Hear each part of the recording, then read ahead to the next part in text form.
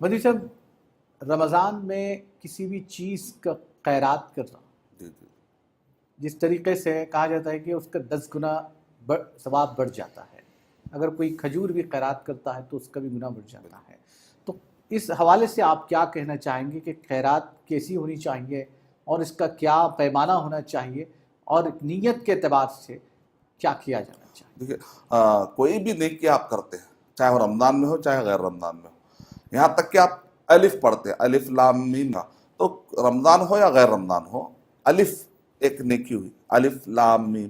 تو اللہ سبحانہ وتعالیٰ اس کو 10 گنا بڑھا کے دیتے ہیں، اور حدیث میں ہے کہ یہاں تک کہ 700 گنا بھی بڑھ جاتا ہے بعض اوقات۔ جیسے خیرات کرتے ہیں آپ، تو اللہ کے نبی قرآن مجید میں مثال دی گئی نا، 7 بالیوں کی طرح ہر بالیوں کے اندر پھر دانے ہیں، تو ایک مرتبہ کوئی آدمی اللہ کی راہ میں 1 روپیہ، تو 700 بلکہ اس کے بڑھ بھی سکتا ہے، تو آدمی کی نیت کے حساب سے یہ اجر بہت بڑھ جا سکتا ہے۔ البتہ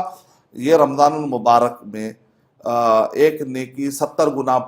70 فرض کے برابر، فرض 70 فرض کے برابر ہوتا ہے، تو اس حدیث کے بارے میں کچھ علماء کرام اس کو صحیح کہتے ہیں، کچھ ضعیف کہتے ہیں، تو لہٰذا ہم اس حدیث پہ ابھی نہیں جائیں گے، لیکن جو آتھینٹک حدیث ہے میں نے آپ کو بتا دی۔ جی جی۔